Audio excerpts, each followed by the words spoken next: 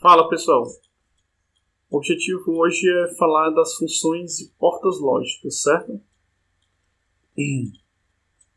Então, para começar a falar dessa brincadeira, eu tenho que falar no historinha que é a historinha do George Boole.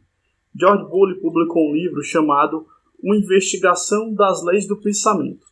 Ouve bem, o título desse livro ele não está associado com eletrônica, ele não está associado com computação, ele não está associado com nada desse tipo.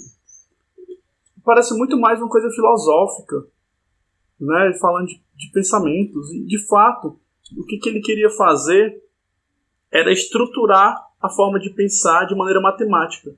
E dentro desse livro, uma das coisas que ele trabalhou foi uma forma de modelar situações com variáveis de dois estados. O que isso quer dizer?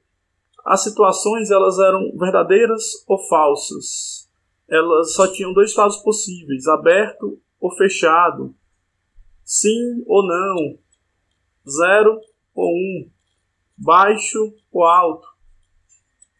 Então essas situações, que eu coloquei só as primeiras letras aqui, para não perder muito tempo, elas definem o que acabou ficando conhecido como variáveis booleanas, por causa desse cara, e é por isso que eu preciso falar essa historinha. Então, quando vocês ouvirem o termo booleano, inclusive na programação, vocês talvez já tenham visto, né, essas condições quando você estuda as estruturas condicionais, como if-else, ou em outros casos também. E aí, George Boole trabalhou com funções lógicas, e as três funções mais básicas, aquelas que você pode usar para construir todas as outras, eu costumo dizer que elas são as primitivas, tá? Apesar desse termo aqui eu nunca ter visto em livro, eu mesmo que uma coisa mais pessoal minha chamar assim, porque eu acho que chamar ela de portas básicas ainda é pouco. Tá? Existem outras que são consideradas básicas também, mas não tanto quanto essas três. Se você imaginar o circuito mais complexo, o circuito lógico de um processador, ele pode ser rastreado até essas portas AND OR NOT, vindo diretamente dessas três funções básicas. Então, para cada uma delas, eu acho que para a gente começar a estudar e para a gente ficar bem seguro em seguir, a gente precisa saber para cada uma delas três coisas. A gente precisa saber a tabela verdade dela, a gente precisa saber a expressão booleana dela, e a gente precisa saber a porta lógica dela. Eu vou falar então o que é cada uma dessas coisas. Vamos escolher uma aqui para começar. Vamos começar com a AND. Tá? Eu fico falando assim em inglês, AND, OR e NOT, e se eu falar em português começa a ficar difícil. Às vezes eu quero falar o I normal, e aí eu misturo com o I da porta I, aí fica um negócio meio complicado. Mas é possível que vocês encontrem isso aqui em português. Lógica I, lógica OU e lógica não. Negação. Então vamos lá. Primeira coisa que eu preciso saber é a definição, tá? Eu gosto de fazer essas definições sempre para duas entradas, porque fica bem mais simples e é fácil extrapolar para N entradas.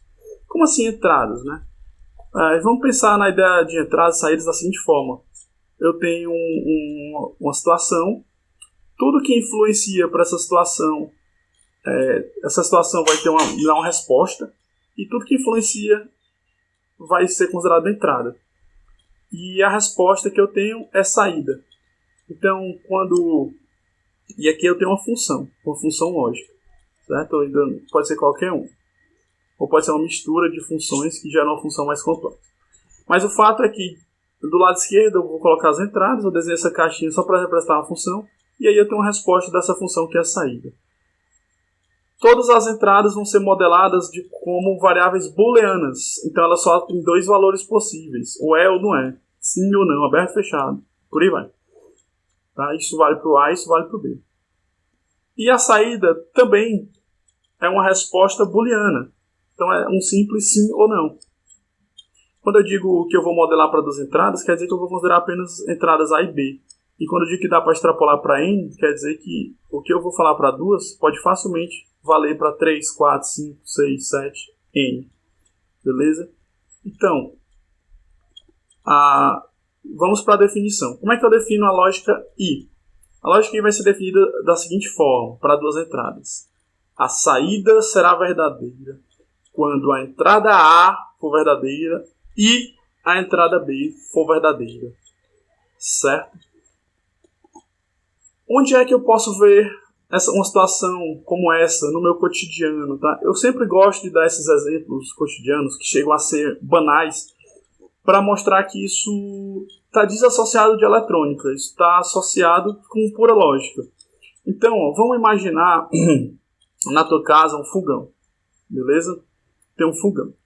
E aí no teu fogão, tu quer acender a boca do fogão. Então eu vou desenhar aqui, fazer o melhor possível para fazer um desenho legal.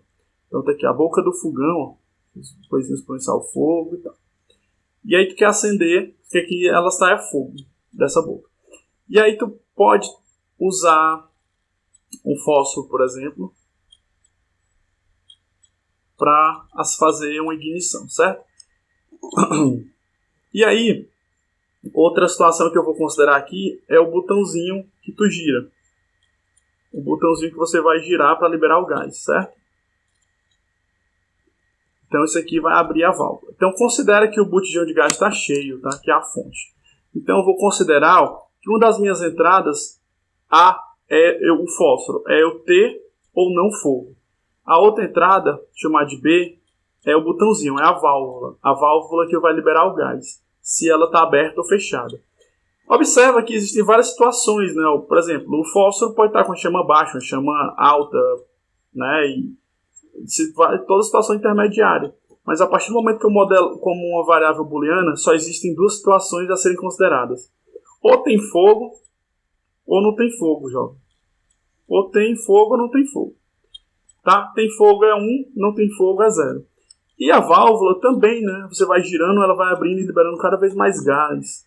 Porém, nesse problema, como eu estou modelando ele de forma booleana, ou está aberto ou está fechado. Ou passa gás, e eu vou dizer que isso é 1, ou está fechado, não passa gás, e eu vou dizer que isso é 0. Então foi assim que eu defini as minhas entradas. E a minha saída S vai ser ter ou não tem fogo na boca do fogão. Então a mesma modelagem que eu fiz para o fósforo. Tem fogo? 1. Não tem fogo? 0. Tá? Então, quando é que vai ter fogo na boca do fogão? Se tiver o fósforo aceso. Desculpa, vamos por partes, né? Se o fósforo estiver apagado e a válvula fechada, vai ter fogo? Não vai. Então, a primeira situação é assim, ó. O fósforo está apagado, vou te dizer que isso é 0. A boca não passa gás, é 0. Então, está dizendo que o meu A é 0 e o meu B é 0. Qual vai ser o resultado da boca do fogão? 0. Não tem fogo na boca do fogão. Se eu abrir o gás, ó, eu botei o B para 1, né? O B é a válvula do gás. Estou liberando gás, mas não acendi nenhuma faísca, no final acendi o fósforo. Vai ter fogo na boca? Não vai. Suponho que eu acendi o fósforo, mas não liguei o gás. Vai ter fogo? Também não. Só vai ter fogo no caso em que eu acendi o fósforo e abri a válvula do gás. Aí sim. Aí eu vou ter fogo. Vou ter que... O que foi que eu fiz aqui? Tá? Sem nem falar direito o que eu estava fazendo. Eu estava só anotando as possibilidades. Essa situação em que eu anoto as possibilidades de entrada e a resposta correspondente é o que a gente chama de tabela verdade. Então o nosso item 1, ó, bem aqui. Então a gente já matou o item 1. Lembra que a gente precisava saber 3 coisas que eu falei? Então o item 1 já matou. Tá? Essa situação que eu descrevi para vocês, ela representa uma função end. E a tabela verdade é uma forma, que eu vou dizer, exaustiva de escrever a função. Ela é uma forma de escrever a função em que você coloca de um lado todas as possibilidades de entrada e do outro a saída correspondente. Para a função end, a tabela verdade vai ser assim. Para 2 entradas vai ser sempre assim. Professor, e se fosse 3 entradas? Se eu tivesse uma terceira entrada aqui, como é que eu faria? Um C? No caso aqui do fogão, o que poderia ser essa terceira entrada? O gás, né? Além da válvula que tem lá no fogão, existe uma válvula que tem lá no botijão. Né? Normalmente ela é mais parecida com uma alavancazinha assim, com uma rodinha.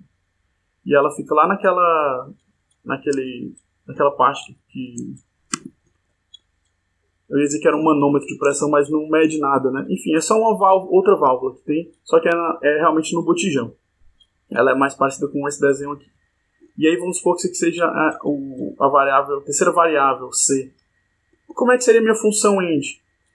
Observa que essa válvula, ela é a primeira a liberar gás. Então, para que essa válvula B, o gás chegue nela, primeiro tem que passar pela C. Então, continua sendo uma lógica END. Para que haja fogo na boca do fogão, agora eu tenho que ter na minha válvula principal do botijão, eu tenho que ter na válvula da boca do fogão, e eu tenho que ter no fósforo, que é o fósforo aceso. Os três têm que ser ao mesmo tempo. É a única situação para que haja fogo na saída. Se qualquer uma das válvulas estiverem fechadas, ou se eu não tiver um fósforo aceso, não vai ter fogo na boca do fogão. Então, minha saída vai ser 0.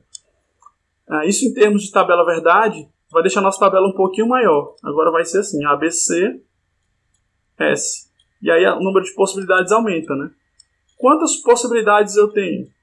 Como são 3 variáveis, cada uma tem 2 possibilidades, é 2 vezes 2 vezes 2, pelo princípio fundamental da contagem. Isso pode ser reescrito assim, 2 elevado a 3, ou simplesmente 8. Tá? Então, generalizando para n variáveis, essa conta é sempre 2 elevado a n, em que n é o número de variáveis do problema, variáveis booleanas. Tá? Então é assim que eu calculo o número de possibilidades para a minha tabela. Escrevendo essas possibilidades, eu vou escrever aqui assim, ó, 000, 001, 010, 011, 100, 101, 110, 111. Certo? Esses zeros e uns têm que ser interpretados de acordo com o problema, né? No caso do nosso, o A é o fósforo, o B é a válvula da boca do fogão e o C é a válvula lá do botijão de gás. Tá? 0, no caso das válvulas, é a válvula fechada, não passa gás, e 1 a válvula aberta, passa gás. E no caso do fósforo, 0 é sem fogo e 1 com fogo. Então é assim que eu interpreto esses zeros e uns aqui. Tá? E aí eu teria que escrever as saídas correspondentes. No caso da função END, todas as possibilidades aqui vão dar 0, exceto a última. Porque apenas nessa última eu tenho fogo e gás passando nas 2 válvulas, e aí sim eu consigo acender a boca do fogão. Certo? Então essa aqui seria a tabela verdade. Essa aqui foi meio rabiscada, meio pouquinho, uma pequena rasura aqui. Ela é a tabela verdade para 3 variáveis. É a tabela verdade da END para 3 variáveis, tá? Como é que é a expressão booleana da função END? Eu vou escrever da maneira mais simples. Eu vou dizer que a saída S ela é igual a A e B. Simples assim, ó. É uma maneira mais parecida com a função matemática de escrever. Isso descreve a função END também. Só que ela diz o seguinte, ó, isso aqui é o termo correspondente à resposta, à saída, e ele é igual à entrada A operada com a entrada B através de uma função END. Então esse símbolo, que é o ponto, é o símbolo da função END. Tá? Então só esse é o símbolo da multiplicação. Também é o símbolo da multiplicação, e na verdade existe uma semelhança entre a multiplicação e a END. Se você visualizasse isso aqui como multiplicação, 0 vezes 0 dá 0, 0 vezes 1 dá 0, 1 vezes 0 dá 0, e 1 vezes 1 dá 1. Tá? Então, às vezes, a gente usa a palavra vezes, né? Como se estivesse multiplicando. A vezes B, para falar da lógica END. Isso é comum. Isso é comum de se ouvir. Beleza? O que está faltando agora? A porta lógica. Só não esqueçam de uma coisa. Tudo que a gente está colocando, essas 3 coisas que a gente está colocando aqui, elas têm a mesma função, que é descrever, modelar, expressar uma função lógica. A primeira é a forma onde eu descrevo todas as possibilidades de entrada e saída. A segunda é uma função matemática. E a terceira vai ser uma forma gráfica de representar a função lógica. Tá? A lógica END ela pode ser escrita de forma gráfica por uma meia-lua. com meia luazinha dessa. As entradas ficam do lado esquerdo, a saída do lado direito. Essa aqui é a minha end. Para poder lembrar, quando a gente estudar as outras, vão aparecer umas novas. Para poder lembrar que esse símbolo é o da end, ó, lembra do D de end. Tá vendo? A letra D parece a própria porta lógica end. Então, sabendo tabela verdade, sabendo expressão booleana, sabendo essa porta lógica, que é o símbolo gráfico, a gente consegue começar a montar coisas mais interessantes com essas peças. Então, a primeira peça, que é a end, já foi. Gastei um tempinho bom nela, mas a partir dela a gente vai poder falar da O e da NOT usando a mesma linha de raciocínio, e aí eu vou poder falar de uma maneira mais rápida. Até já já.